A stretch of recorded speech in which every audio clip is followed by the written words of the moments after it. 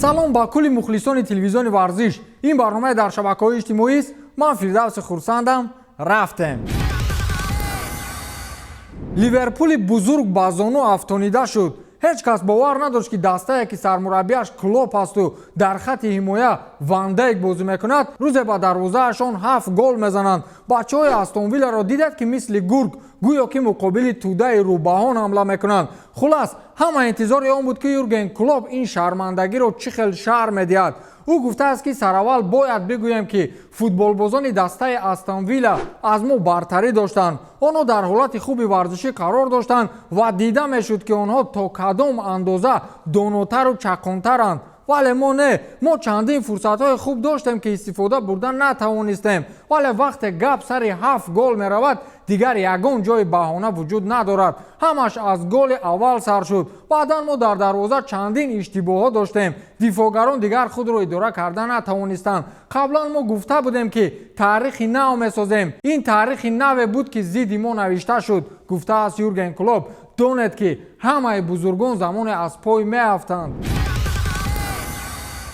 Гэтҷиро размгарзани машҳур ки дар UFC Русияро намояндагӣ мекунад, андешаи худро дар мавриди рақобати Ҳабиб Нурмагомедов ва Ҷастин Гэтҷи баён намуд. фикр мекунам ки Ҳабиб мисли ҳарвақта бо сабки худ рақибро то мурдан азият медиҳад.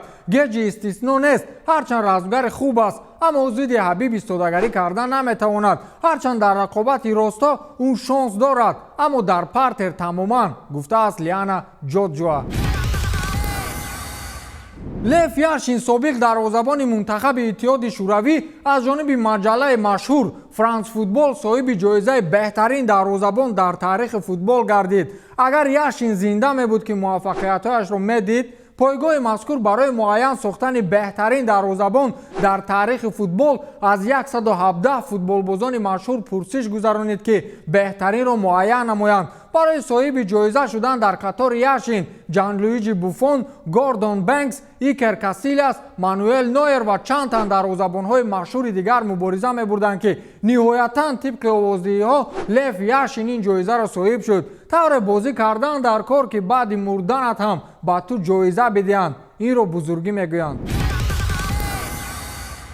Новак Ҷокович, теннисбози машҳури сербӣ, ҳангоми рақобат бо теннисбози рус Карен Хачанов иштибоҳи дар мусобиқаи кушоди Амрико оид ба теннис кардаашро такрор намуд, вале ин навбат муҷозот нагирифт. хотиррасон мекунем ки қаблан дар мусобиқаи кушоди Амрико оид ба теннис Новак Ҷокович дар ҳолати ғайрибозӣ аз рӯи қаҳр тӯбро ба беруни майдон ҳаво дод ки ногаҳон ба довар расид ва иттиҳоди доварони мусобиқа ба хулосае омаданд ки ӯро аз идомаи рақобат маҳрум намоянд. дирӯз Ҷокович дар мусобиқаи Ролан Гарос ҳангоми рақобат бо Хачанов дар ҳолати бозӣ тӯбро идора кардан натавонист ва тӯб боз ба рӯи довар расид. ин навбат иттиҳоди доварон хулосаи қаблиро такрор накарданд, чун ин ҳодиса дар ҳолати бозӣ ба вуқӯъ пайваст. Карен Хачанов дар ин рақобат шикаст хӯрд ва сербӣ дар марҳилаи якчорниҳоӣ бо теннисбози испанӣ Пабло Карено рақобат хоҳад кард.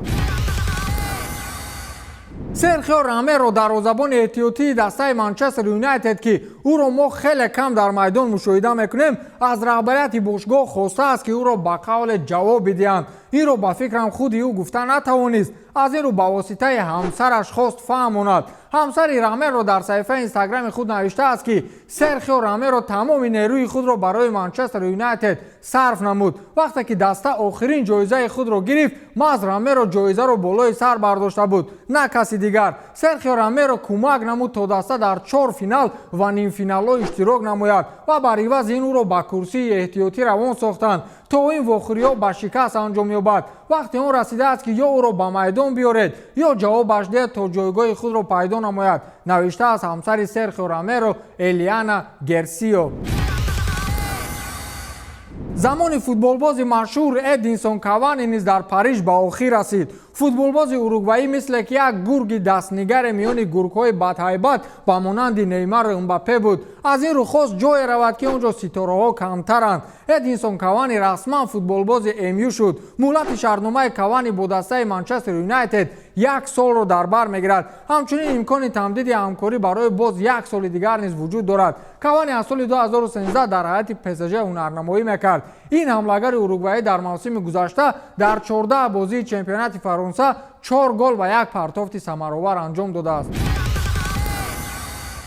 барои Роналду дар Ювентус рафиқи нав овардан. ҳамлагари Фиорентина Федерико Кьеза ба дастаи Ювентус гузариш намуд. Ювентус Кьезаро бо муҳлати 2 сол ба иҷора гирифт. гуфта мешавад ки туриниҳо барои соли якум 2 миллион евро, барои соли дуюм 8 миллион евро пардохт мекунанд. дар ин муомилот ҳамчунин имкони харидории футболбоз бо арзиши 40 миллион евро низ вуҷуд дорад. Кьезаи 22 сола дастпарвари Фиорентина буда дар мавсими гузашта дар 34 бозии серияи А ширкат намуда муаллифи 10 гол ва 6 партофти головар гаштааст. дар мунтахаби Италия Федерико Кьеза 19 маротиба ба майдон баромада 1 голро ба номаш муҳр задааст. хулас дар Турин ҳама бар он боваранд ки Мас Кьеза метавонад хати ҳамларо бо Роналду пурқувват намояд. ба ҳамин тамом то дидори навбатӣ хайр.